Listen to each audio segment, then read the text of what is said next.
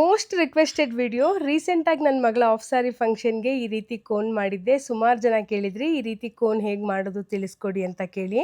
Of sari ಫಂಕ್ಷನ್ಗೆ ಅಷ್ಟೇ ಅಲ್ಲ, ಸೀಮಂತ ಕಾರ್ಯಕ್ಕೆ, ಶುಭ ಸಮಾರಂಭಗಳಿಗೂ ಕೂಡ ಮನೆಯಲ್ಲೇ ಸಿಂಪಲ್ ಆಗಿ ಈ ರೀತಿ ಕೋನ್ನ ಹೇಗೆ ಮಾಡೋದು ಅಂತ ನೋಡೋಣ ಬನ್ನಿ.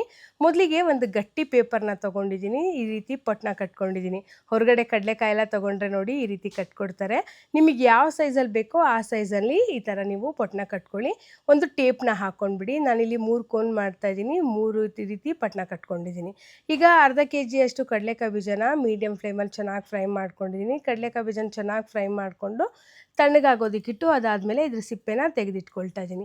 ಅರ್ಧ kg ಅಷ್ಟು ಕಡಲೆಪಪ್ಪನ್ನು ಇಲ್ಲಿ ಬೆಚ್ಚಗಾಗೋವರೆಗೂ ಅಷ್ಟೇ ಫ್ರೈ ಮಾಡ್ಕೊಂಡಿದ್ದೀನಿ. ಕಡಲೆಪಪ್ಪನ್ನು ಜಾಸ್ತಿ ಫ್ರೈ ಮಾಡೋವಂಥ ಅಗತ್ಯ ಇಲ್ಲ. ಈಗ ಬಿಳಿ ಎಳ್ಳನ್ನು ಅರ್ಧ kg ಅಷ್ಟು ತೊಗೊಂಡಿದ್ದೀನಿ. ಚೆನ್ನಾಗಿ ಕ್ಲೀನ್ ಮಾಡಿಕೊಂಡು ಬಿಳಿ ಎಳ್ಳು ಹಸಿ ವಾಸನೆ ಹೋಗೋವರೆಗೂ, ಎಳ್ಳು ಚಟಪಟ ಅನ್ನೋ ಸದ್ದು ಬರೋವರೆಗೂ ಚೆನ್ನಾಗಿ ಇದನ್ನು ಫ್ರೈ ಮಾಡ್ಕೋಬೇಕಾಗತ್ತೆ. ಈಗ ಎಳ್ಳು ಕೂಡ ಚೆನ್ನಾಗಿ ಫ್ರೈ ಆಗಿದೆ.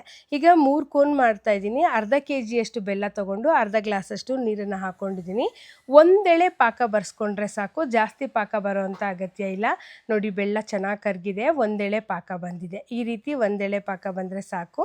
ಈಗ ಕಡಲೆಪಪ್ಪಿಗೆ ಬೆಲ್ಲದ ಪಾಕನ ಸೇರಿಸ್ಕೊಳ್ತಾ ಇದ್ದೀನಿ. ಕಡಲೆಪಪ್ಪು ಜೊತೆಗೆ ಪಾಕ ಚೆನ್ನಾಗಿ ಮಿಕ್ಸ್ ಆಗಬೇಕು.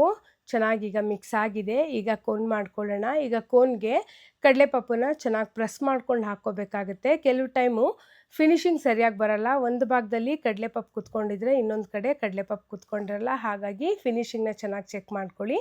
ಈಗ ಚೆನ್ನಾಗಿ ಪ್ರೆಸ್ ಮಾಡ್ಕೊಂಡು ಹಾಕ್ಕೊಂಡು ಕೊನೆಗೆ ಬ್ಯಾಲೆನ್ಸ್ಗೆ ಅಕ್ಕಿ ಹಿಟ್ಟನ್ನು ಸೇರಿಸ್ಕೊಂಡಿದ್ದೀನಿ. ನೀವು ಬೇಕಾದರೆ ಕಡಲೆಪಪ್ಪನ್ನು ಕೂಡ ಪೌಡ್ರ್ ಮಾಡ್ಕೊಂಡು ಹಾಕ್ಕೋಬೋದು. ಈಗ ಕಡಲೆಕಾಯಿ ಬೀಜದ ಕೋನ್ ಮಾಡೋಕ್ಕೆ ಸ್ವಲ್ಪ ಪಾಕ ಜಾಸ್ತಿ ಹಿಡಿಯುತ್ತೆ. ಸ್ವಲ್ಪ ಪಾಕ ಜಾಸ್ತಿ ಹಾಕ್ಕೊಂಡು ಚೆನ್ನಾಗಿ ಮಿಕ್ಸ್ ಮಾಡಿಕೊಂಡು ಸೇಮ್ ಮೆಥಡಲ್ಲೇ ಕೋನ್ ಮಾಡ್ಕೊಳ್ತಾ ಇದ್ದೀನಿ. ಚೆನ್ನಾಗಿ ಪ್ರೆಸ್ ಮಾಡ್ಕೊಂಡು ಹಾಕ್ಕೊಂಡು ಫಿನಿಶಿಂಗ್ ಚೆಕ್ ಮಾಡ್ಕೊಳ್ಳಿ. ತುಂಬ ಸುಲಭ ಮಾಡ್ಕೊಳ್ಳೋದು ಕೋನು. ಮನೇಲಿ ಮಕ್ಕಳದ್ದೇನಾದರೂ ಫಂಕ್ಷನ್ ಇತ್ತು, ಮನೇಲಿ ಯಾವುದೇ ಶುಭ ಸಮಾರಂಭಗಳಿಗಿತ್ತು ಅಂದರೂ ಕೂಡ ನಾವೇ ಮನೆಯಲ್ಲಿ ಈ ರೀತಿ ಕೋನ್ ಮಾಡಿಕೊಂಡ್ರೆ ಅದ್ರ ಸಂತೋಷನೇ ಬೇರೆ. ತುಂಬಾ ಚೆನ್ನಾಗಿ ಅನಿಸುತ್ತೆ. ನನಗಂತೂ ಇದೆಲ್ಲ ಮಾಡೋದು ತುಂಬಾ ಖುಷಿ ಕೊಡುತ್ತೆ. ನೋಡ್ಬೋದು ಸಿಂಪಲ್ಲಾಗಿ ಕೋನ್ಗಳು ರೆಡಿ ಆಗೋಯ್ತು. ನಾನು ಬೆಳಿಗ್ಗೆ ಕೋನ್ನ ಮಾಡ್ಕೊಳ್ತಾ ಇದ್ದೀನಿ, ಸಂಜೆಗೆ ಕೋನ್ ರೆಡಿ ಆಗಿರುತ್ತೆ. 10 to 12 ಅವರ್ಸ್ ಆದರೂ ಬೇಕಾಗತ್ತೆ. ನೀವೇನಾದರೂ ನೈಟ್ ಟೈಮಲ್ಲಿ ಕೋನ್ನ ಮಾಡಿಕೊಂಡ್ರೆ ಬೆಳಿಗ್ಗೆಗೆ ಕೋನ್ ಚೆನ್ನಾಗಾಗಿರುತ್ತೆ. ಈಗ ನೋಡೋಣ ಕೋನ್ ಹೇಗಾಗಿದೆ ಅಂತ ಹೇಳಿ. ಅರೌಂಡ್ 12 ಅವರ್ಸ್ ಆಗಿದೆ. ನೋಡ್ಬೋದು ಎಷ್ಟು ಚೆನ್ನಾಗಿ ಕೋನ್ ರೆಡಿ ಆಗಿದೆ ಅಂತ ಹೇಳಿ. ಖಂಡಿತ ಒಂದು ಸಾರಿ ಟ್ರೈ ಮಾಡಿ. ವಿಡಿಯೋ ನಿಮ್ಮೆಲ್ರಿಗೂ ಇಷ್ಟ ಆಗಿದೆ ಅಂತ ಹೇಳಿ ಭಾವಿಸ್ತೀನಿ. ವಿಡಿಯೋ ಇಷ್ಟ ಆದರೆ ಲೈಕ್ ಮಾಡಿ, ಹಾಗೆ ಪೇಜ್ ಫಾಲೋ ಮಾಡಿಕೊಂಡು ಸಪೋರ್ಟ್ ಮಾಡೋದನ್ನು ಮರಿಬೇಡಿ. Thank you so much for watching.